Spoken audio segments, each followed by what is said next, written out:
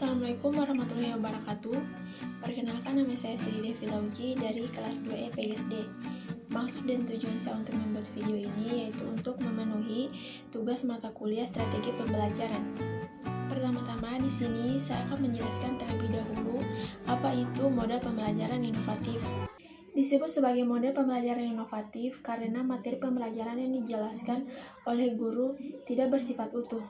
Hal ini di mana guru hanya menjelaskan inti dari materi. Selanjutnya, siswa dituntut untuk menjadi pemikir otonom yang mengembangkan konsep terintegrasi, mengembangkan pertanyaan yang menantang dan menemukan jawaban secara mandiri.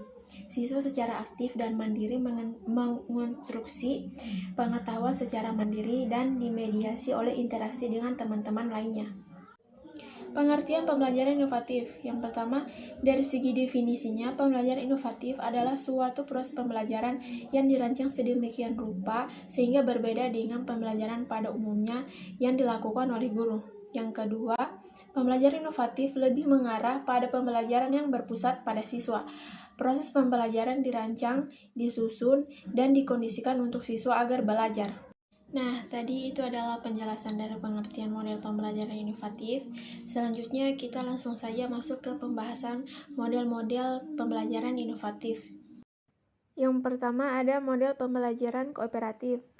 Model pembelajaran kooperatif adalah model pembelajaran yang mengutamakan eksistensi kelompok. Setiap siswa dalam kelompok memiliki tingkat kemampuan yang berbeda, tinggi, sedang, dan rendah. Model pembelajaran kooperatif mengutamakan kolaborasi dalam memecahkan masalah untuk menerapkan pengetahuan dan keterampilan untuk mencapai tujuan pembelajaran.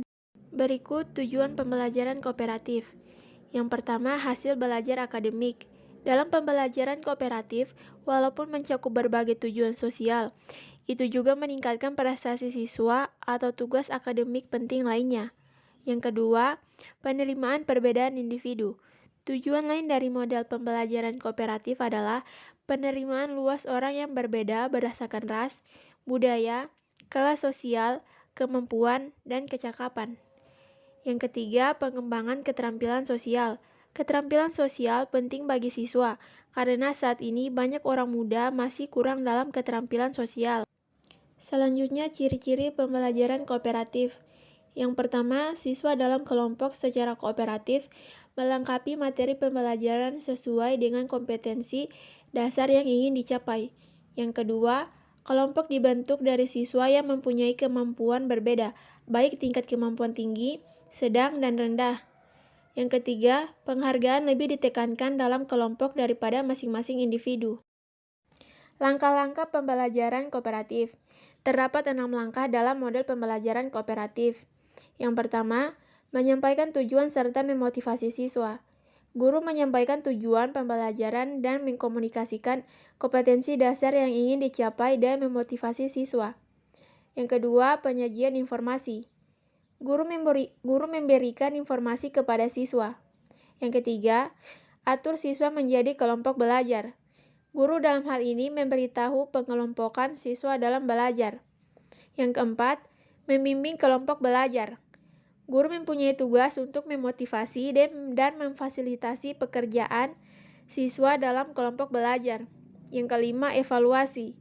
Guru mengevaluasi hasil belajar tentang materi pembelajaran yang telah ditetapkan. Yang keenam, berikan penghargaan. Guru dalam hal ini mempunyai peran menghargai hasil belajar siswa per individu maupun kelompok. Yang kedua, model pembelajaran konseptual. Pembelajaran konseptual atau conceptual teaching and learning adalah konsep belajar yang membantu guru mengaitkan konten mata pelajaran yang diajarkan dengan situasi dunia nyata dan memotivasi siswa untuk membuat hubungan antara pengetahuan yang dimilikinya dengan penerapannya dalam kehidupan sehari-hari. Berikutnya, tujuan pembelajaran konseptual. Sistem conceptual teaching and learning adalah proses pendidikan yang bertujuan membantu siswa melihat makna dalam materi akademik yang mereka pelajari dengan menghubungkannya dengan isi kehidupan sehari-hari. Selanjutnya, ciri-ciri pembelajaran konseptual. Yang pertama, menempatkan siswa sebagai subjek belajar. Artinya, siswa berperan aktif dalam setiap proses pembelajaran dengan cara menemukan dan menggali sendiri materi pelajaran. Yang kedua, siswa belajar melalui kegiatan kelompok. seperti kerja kelompok, berdiskusi, saling menerima, dan memberi. Yang ketiga, pembelajaran dikaitkan dengan kehidupan nyata. Yang keempat, kemampuan didasarkan atas pengalaman. Yang kelima, tindakan atau perilaku dibangun atas kesadaran diri sendiri. Yang keenam, siswa bertanggung jawab dalam memonitor dan mengembangkan pelajaran mereka masing-masing. Yang berikut langkah-langkah pembelajaran konseptual. Yang pertama, ada tahap invitasi. Siswa mendorong agar mengemukakan pengetahuan awal tentang konsep yang dibahas. Yang kedua, tahap eksplorasi. Siswa diberikan kesempatan untuk menyelidiki dan menemukan konsep melalui pengumpulan pengorganisasian data dalam sebuah kegiatan yang telah dirancang oleh guru. Yang ketiga, tahap penjelasan dan solusi. Pada saat siswa memberikan penjelasan solusi, maka siswa dapat menyampaikan gagasan dan membuat rangkuman serta ringkasan hasil pekerjaannya. Yang keempat, pengambilan tindakan. Siswa dapat membuat keputusan, menggunakan pengetahuan dan keterampilan yang berhubungan dengan pemecahan masalah. Yang ketiga, ada model pembelajaran langsung. Model pembelajaran langsung adalah salah satu pendekatan mengajar yang dirancang khusus untuk menunjang proses belajar siswa berkaitan dengan pengetahuan deklaratif dan pengetahuan prosedural yang terstruktur dengan baik yang diajarkan dengan pola kegiatan bertahap dan selangkah demi selangkah, dan menemukan pada penguasaan konsep atau perubahan perilaku dengan mengutamakan pendekatan deduktif. Berikutnya, tujuan pembelajaran langsung.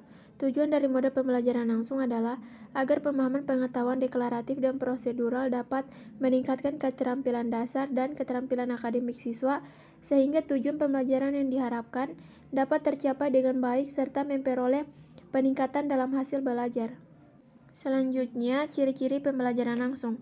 Yang pertama, proses pembelajaran memiliki tujuan yang jelas.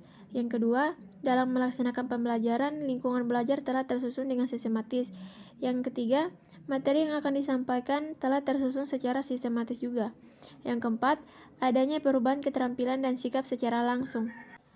Dalam penerapannya, guru dituntut untuk bisa mengutarakan informasi dengan memakai beragam media pembelajaran yang menarik.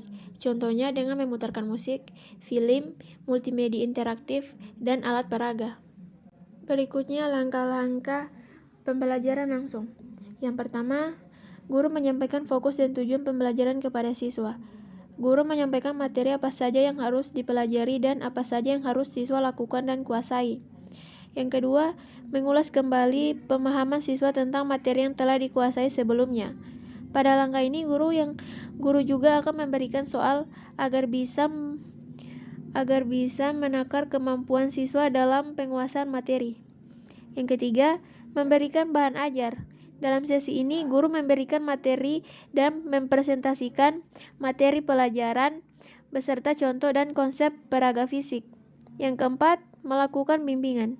Bimbingan ini dilaksanakan dengan cara memberikan pertanyaan untuk menguji siswa dalam penguasaan sebuah konsep ilmu pengetahuan. Yang kelima, siswa diberi waktu luang untuk menguasai materi. Pada sesi ini, siswa diberi waktu luang untuk mengasah materi pengetahuan dan keterampilan secara individu atau grup. Yang keenam, mengevaluasi kemampuan siswa dan guru memberikan feedback. Pada tahap ini, guru melakukan kegiatan ulang kepada siswa tentang apa yang dipelajari. Siswa memberi feedback agar bisa menjadi bahan evaluasi di masa yang akan datang. Yang ketujuh, membuat latihan individu ke siswa. Pada sesi ini, guru membuat latihan tugas individu kepada siswa. Latihan tersebut berguna untuk mengembangkan pemahaman siswa terhadap materi yang sudah dipelajari. Nah, itu dia tadi penjelasan dari saya mengenai model-model pembelajaran inovatif. Lebih dan kurangnya saya mohon maaf. Wassalamualaikum warahmatullahi wabarakatuh.